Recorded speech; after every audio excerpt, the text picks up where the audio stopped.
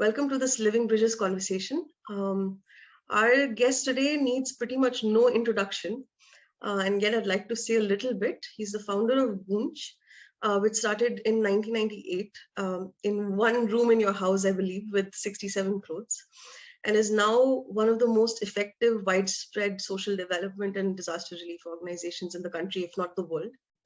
Anshuji is a Magsaysay Award winner, and he is more than I think, and that is very, very important. And at the same time, I think what's really important for me to say is that for me, you're an inspiration just in the everyday doing of things. When I came to the field, you were one of the first people I spoke to, and it was, and I always had a sense that it was okay to show up just as I was, and you were encouraging in that way.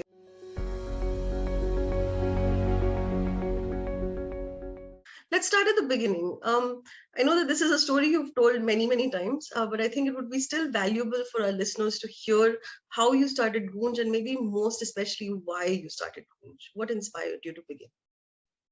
So Mansi, thank you for doing this and also for a lot of work which you've been doing and your courage, your a lot of hard work, your risk-taking abilities. I think many of us really appreciate that a lot. And it's not just about that I am an inspiration. You also become an inspiration. Have become an inspiration for so many. So this is like an old story now.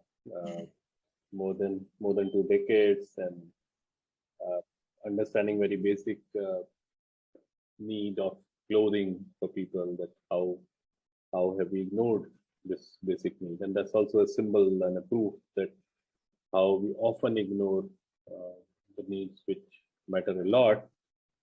Maybe because we don't look at that. Maybe because our lenses need cleaning, after every few months or years, and which we don't do. And in our work we call all these non-issues, because these are the important things which have never become issue. Journey started with cloth, because you talk about 3 basic needs, roti, kapda, makan, but we don't talk about clothing. Clothing, as I always say, is either a disaster relief material or a charitable subject object. More people in this country and in the world, many parts of the world, die due to lack of clothing in winters than earthquake or flood.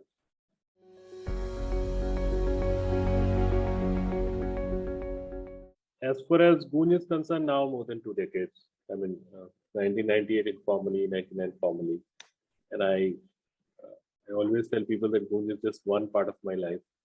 That fortunately it is grown. It's there in very, very able hands, and unfortunately the amount of disasters which have happened in the last many decades, an organization and an idea which is started on a very simple parameter that we don't need a disaster to stand with people, because poverty is an ongoing disaster. I think we just added a lot of stuff in that. We started very small, with 6-7 units of personal clothing. Unfortunately, still a lot of people think that we are in the business of collecting and distributing clothes, which is absolutely wrong notion. You know it very well. We are a hardcore rural development institution, disaster response institution. But more importantly, looking at a large number of non-issues, trying to solve some of the issues with absolutely grassroots innovation, not using the traditional way of treating people as donor beneficiaries, but we are involving people as a stakeholder. I mean, that's what we're trying to do. Yeah. And the whole focus is about non-issues, as I keep repeating it, because the journey started with that. 1998, when Goonj was started, the whole idea was that you talk about 3 basic needs and you say roti, kapda, makan, food, cloth, and shelter, and then you ignore clothing.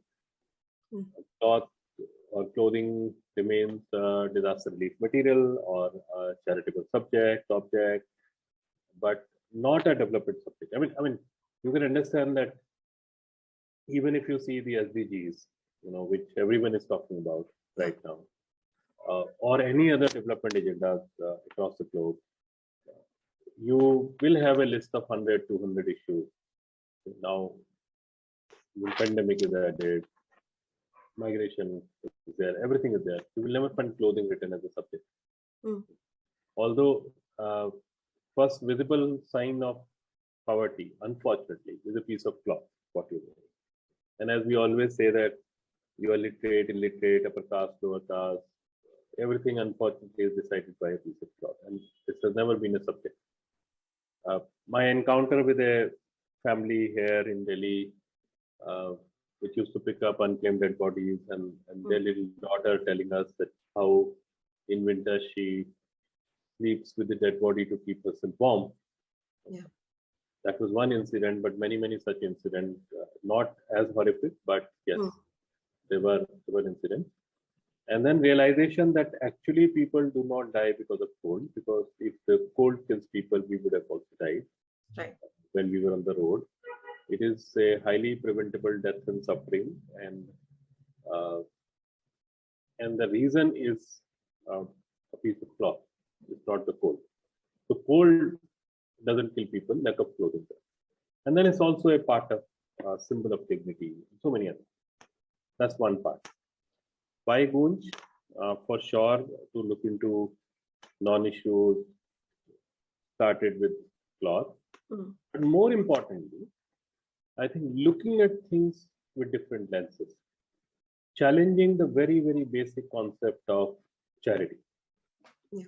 Because we strongly feel that charity kills dignity of people, and without dignity, you cannot think of development. Yeah.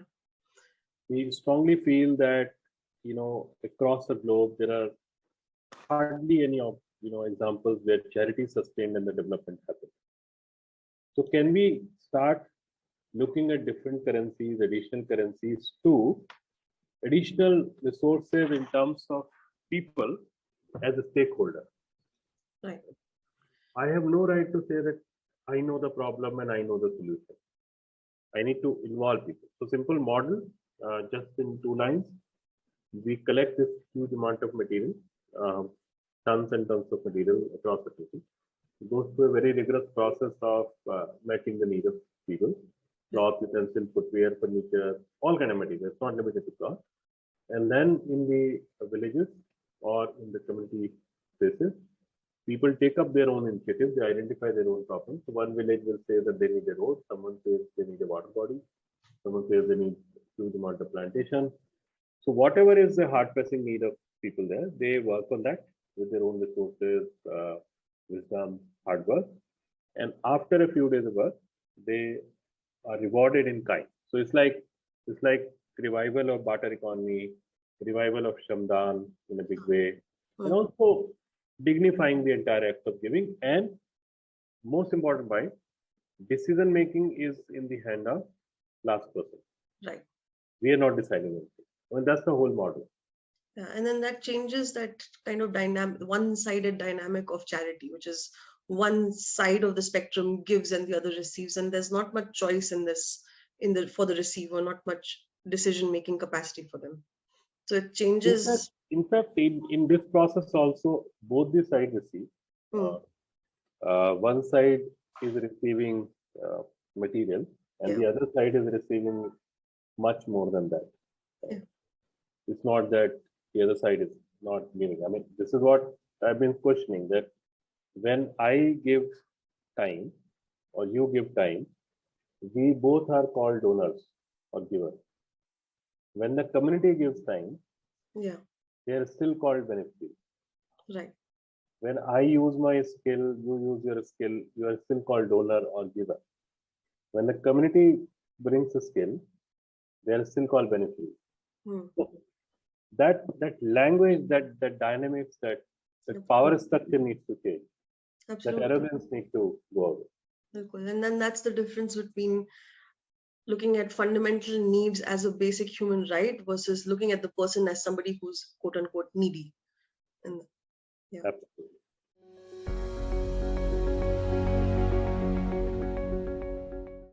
And I'm just curious actually, because this is an experience that I've had on the field, and many people I've spoken to, especially in the last year, have a similar experience of feeling like when we're doing so-called giving work, we're actually receiving more.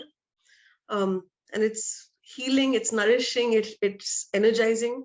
And I'm just curious if, because your work has spanned decades and it's not easy, so many social change activists burn out very, very quickly. But I'm curious about whether this kind of mindset, or is it something else that goes into sustaining and expanding your work for this long a period of time? What goes into making that happen? So, Mansi, if you see for the last 2 decades, uh, we are collecting and sorting material, the most mundane job. And we would have been certainly mentally out of business, if we wouldn't have innovated. Hmm.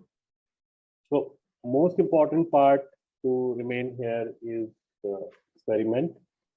Uh, keep your non-negotiables, your value system intact, but just move out and respond to the need of the hour. Like before COVID, we never bought or we never went to the farmers to procure uh, thousands and thousands of kgs of say vegetables. Okay, but in COVID phase, some 17, 18 months, we did almost about 300,000 kgs of vegetables and fruits itself. That was not our, but that was the need of the hour, and it was not hurting any non-negotiable or the value system. We were not buying from the big profitable ventures, but we were largely buying from the farmers directly and reaching out to people. Similarly, if you see how our simple thing, how our sanitary pad was evolved from a small potli kind of thing with a small nada kind of thing, there were so many designs. Right? Every few months, few years, it comes up with a new packing, new design, and that's not a marketing tactic for us. Okay, we don't just change the packaging because we have to market it. Right? We are not marketing it that way. Rather, based on the need and based on the experience and based on the feedback, we are reworking it. So if you keep working on yourself, if you keep evolving, if you remain a learning institution, right? If you make sure that more and more people copy, replicate your idea, and you keep it open in the market, you can spend another 50 years. So it's about kind of holding the values, the non-negotiables very tightly, but letting yourself learn and be flexible and responsive to what's actually coming up. And I would ethics is your non-negotiable, right? So these are ethics is your value. So there are or valuing people is your value system, much more than the processes or systems. These are our value system. All that we need to keep intact. So like in this entire COVID phase also, the way we were careful and worried about the larger world, we as an institution were equally careful and worried about our own teams. And the teams even included the daily wager or very occasional worker with us, because if nothing else, we have their bank account details, and we know those people around. Yeah. So I think, and that's a part of your value system. And if people, I mean, you take care of people, people take care of you, people take care of your work, people take care of the institution, because people own it. Yeah. Unfortunately, in this entire race of development, we are more worried about the processes and systems and the buildings, much more than people. And last year was a proof of that. I mean, if we all were really careful about people, the entire country and the world, those people wouldn't have been on the road. Yeah. We're on the road because many of us didn't care for people, for our so-called employees, teams, Yeah. Because the systems were not oriented towards caring for each other. Yeah. So when I hear you say that, I'm also just tracking that you said different currencies. So is it like care and concern for each other, compassion for one another could be a different currency by which we kind of do this work? I will not even call it a currency. That's the base of your work. That's the base. Whatever base of your life, whatever you do, you do a business, you do a social, you do whatever thing. I mean, these are certain things which we need to be careful about. Yeah. I mean, as just as good human being or fellow citizens. Right. It doesn't matter. So I will not call it a currency. I would, in our work, we call material a currency. We call Mhm. labor a currency, skill a currency. Right. Okay. That's how this entire barter system happens. And it's all underscored by this value of care and dignity and concern for. That's like base. That's the base. That's the base. Speaking of which, in the past, in some of your interviews and your speeches, I think one of the things you've highlighted is how important it is for each of us to know that we're not just individuals, but we're individuals within a community. And I'm wondering if you could say a bit more about that. What is the value of each person in the context of this larger chaotic whole that we're all a part of? So when you sleep, and before sleeping, if you just spend like 3 minutes with yourself and or 5 minutes with yourself and see that in the whole day, how many times did I use the word I? And was it really I? Or it's we? Yeah? Please say more about that. That sounds very intriguing. So I think that's what I personally practice. Okay. Baki, I you know it that I'm not into spirituality, meditations, others. I'm not into all those things. Right. But one thing which is there is that before sleeping, if you just spend a few minutes with yourself and just see your entire day, and because we are very privileged that we get a lot of chance to speak, a lot of people listen. So that's the privilege, and that privilege can turn into arrogance any day. Okay? So when people listen to you, that's a big thing to become arrogant. But every day, if you just see it and then examine it, that when I use the word I, was it really I, or it is we, or it is us? Because I might be the face of Goonj or some other thing, but it's not my doing. I must have started it, but I'm not. Whatever Goonj is right now, or whatever other things we are doing, uh, it's not just me. I have no right to take credit of the present of Goonj. I can only take credit of starting Goonj, maybe. But it is evolved, it is here because of the efforts of hundreds and thousands of people. Okay? And even everyday work, which I was claiming in the day that I did it, was not my doing. I mean, there was some team which was working, and maybe I was just presenting that. Right. It was not my act. So I think if we just understand, and that, I mean, because you asked the community part, I mean, that's why I'm saying that all of us are community. As an institution, we are community. As a team, we are community. Yeah. You know, this community, when you imagine community is not outside you. You yourself are a part of community. Yeah. And many of us work together or do together, eat together. That's how things happen.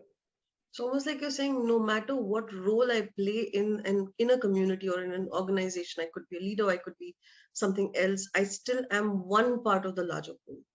And keeping that awareness is really important. Imagine that arrogant CEO who shunted 900 people on a Zoom call. Yeah. What was that mindset? What was he thinking? Who is he? How did he make that kind of money? You know? Yeah. How did he get to that power of position? Position of power. Right. How did he get to that position of power? Was it his own doing? Or it was the doing of hundreds and thousands of people? Absolutely. Yeah. Whom he just hunted out in a minute. Because that's what I'm saying. That if you are too much of I, you're not understanding that whatever I am because of we, because of us. Yeah. And that's what people often forget, the process. And a lot of it, Mansi, is I mean, when people value, many times, in many cases, people actually often do not value you. People often value your position, your Yeah. chair, and that also often we forget. Yeah. Maybe if I am going in the community and community loves me, it's not only because of my words or something, but also because of the idea on which we are working, because of so many other things. And I would guess it also has to do with how you connect with people and what you bring when you're connecting with people, that kind of openness to being in a relationship rather than talking down at someone. I think that's a really critical piece. Nothing is transactional. I mean, that's what we all need to understand. Right. People often talk about give and take, but it's not about give and take.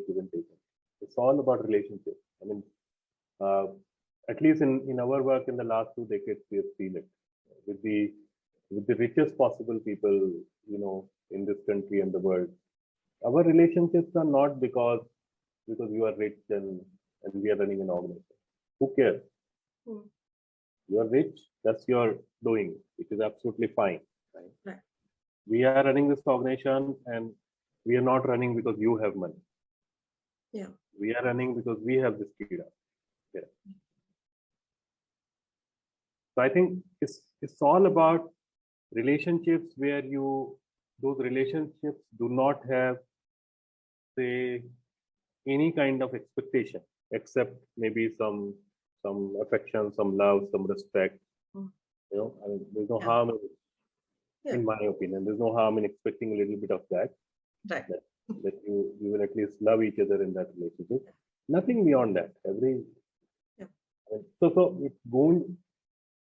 The fact remains that we are in material. The fact remains that we are talking about barter economy. The fact remains that there is an exchange. There is an exchange of material with labor and wisdom. But still, we are very particular about it that it should not become a transaction. It should not. We have no right to use the language that if you do this, you will get this. No, that's not the idea. Yeah. You are doing it for yourself as a citizen.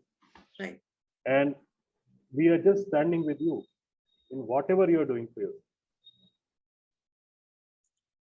And I can say as one of the many organizations who've kind of collaborated, I don't even know if collaboration is the right word. I think that's the preferred word. We have a different word for how we see Goonj, at least from Encompassion's perspective, that I think it's like a guidance and the kind of support that is not, I don't know, can't even be quantified really. But even from that perspective, in terms of being a very small organization engaging with a very large organization, comparatively at least, there's always a sense of sort of, at least for me, there's always been a sense of being really seen and valued and understood rather than given a mandate, so to speak, which is.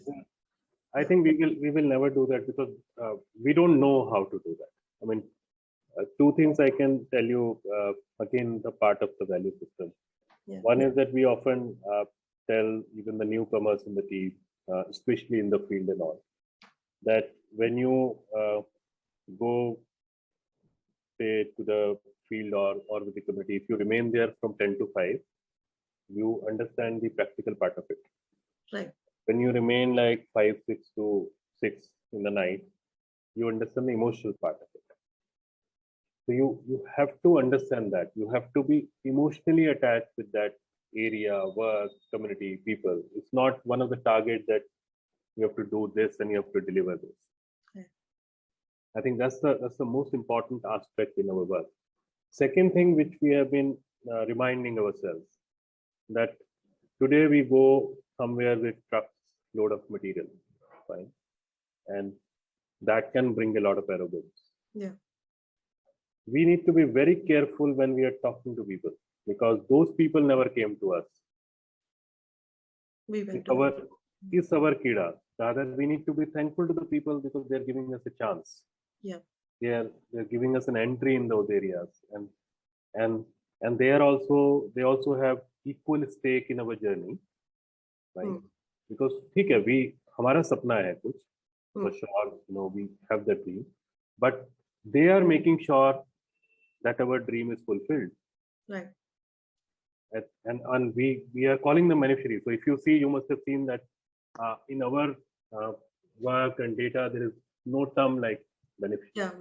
They are also stakeholder. And more importantly, when we work with the organizations like few hundred institutions, we try to remind ourselves again that fine, I am a part of this institution which is going with some resources, but I'm meeting the founder or the creator or the director of an organization in some remote part of the country.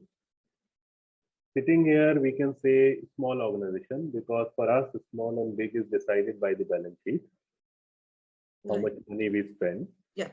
Although the fact remains that it cannot be decided by the balance sheet, because in this particular space, on your one hours, when you just call, how many people come there, how many people respect there, what kind of area you work, that's how you become a big or a small organization, not just with the balance sheet. Absolutely. So we have to respect that there is someone in remote part of this country who certainly had a better opportunity to earn or move out like many other people, but that person decided to stick to that remote area, and the person also decided to do something good for this entire area and that community.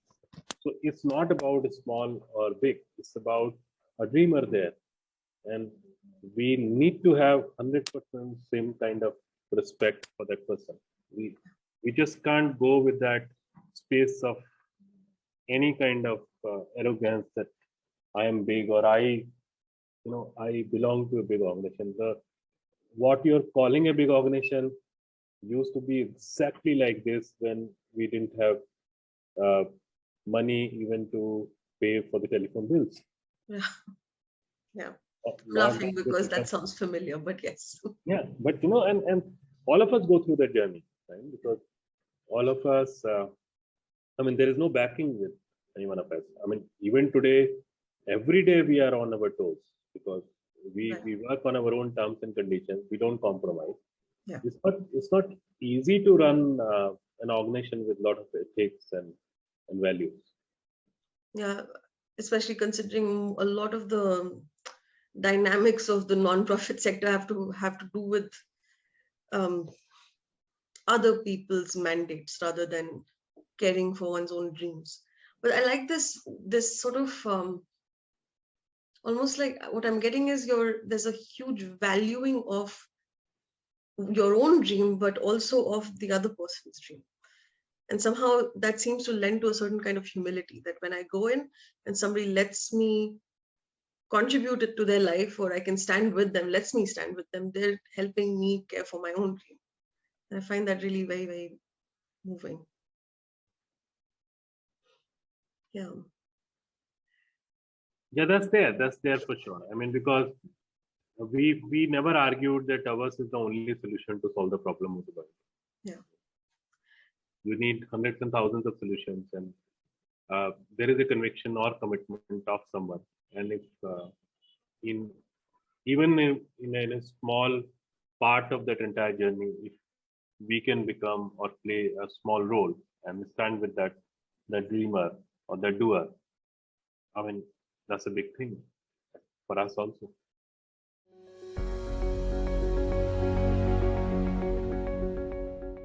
So I want to share with you that many of the people who come to us and many of the people who are learning through Living Bridges and who we're learning from in turn are people who are more like where I am, in the sense that I jumped into the idea that I want to do something, and often I end up not quite knowing what I'm doing, and then I learn on the go.